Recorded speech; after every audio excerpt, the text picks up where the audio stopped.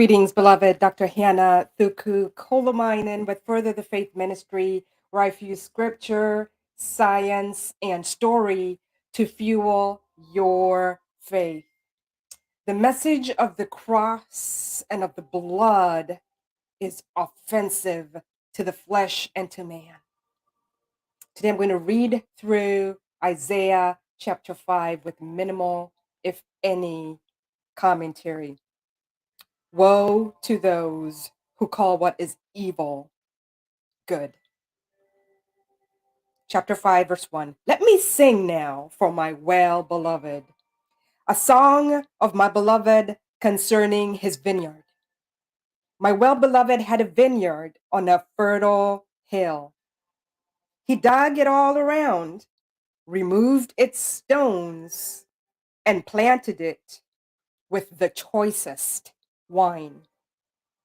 And he built a tower in the middle of it, and also hewed out a wine vat in it. Then he hoped for it to produce good grapes, but it only produced worthless ones. So now, O inhabitants of Jerusalem and men of Judah, please judge between me and my vineyard. What more was there to do for my vineyard that I have not done in it?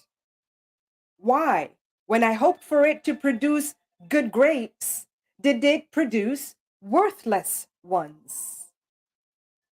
So now, let me tell you what I am going to do to my vineyard. I will remove its hedge, and it will be consumed. I will break down its wall, and it will become trampled ground. I will lay it waste. It will not be pruned or hoed, but briars and thorns will come up. I will also command the clouds to rain no rain on it. For the vineyard of Yahweh of hosts is the house of Israel, and the man of Judah his delightful plant. Thus he hoped for justice, but behold, bloodshed. For righteousness, but behold, a cry of distress.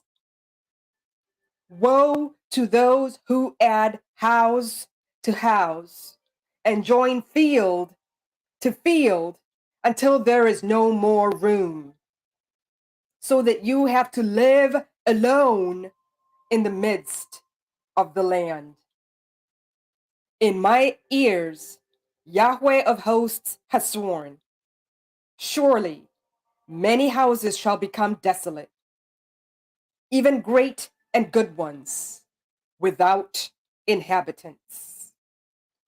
For 10 acres of vineyard will yield only a bath of wine, and a homer of seed will yield but an ephah of grain.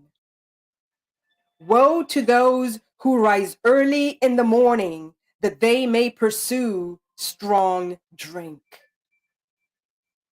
who stay up late in the evening that wine may inflame them. And their banquets are accompanied by lyre and harp, by tambourine and flute, and by wine. But they do not look upon the deeds of Yahweh, nor do they see the work of his hands. Therefore, my people go into exile for lack of knowledge, and their honorable men are famished, and their multitude is parched with thirst. Therefore, Sheol has enlarged its throat and opened its mouth without limit. And Jerusalem's majesty, her multitude, her rumbling, and the exultant within her descend into it. So the common man will be bowed down, and the man of importance will be made low. But Yahweh of hosts will be lofty in judgment, and the holy God will show himself holy in righteousness. Then the lambs will graze as in their pasture, and sojourners will eat in the waste places of the wealthy. Woe to those who drag iniquity with the cords of worthlessness, and sin as if with cart ropes, who say, let him hurry, let him hasten his work, that we may see it, and let the counsel of the Holy One of Israel draw near and come to pass, that we may know it. Woe to those who call evil good and good evil, who substitute darkness for light and light for darkness, who substitute bitter for sweet and sweet for bitter. Woe, woe to those who are wise in their own eyes and understanding in their own sight. Woe to those who are mighty men in drinking wine and valiant men in mixing strong drink, who declare the wicked righteous for a bribe and remove the righteous standing of the ones who are righteous.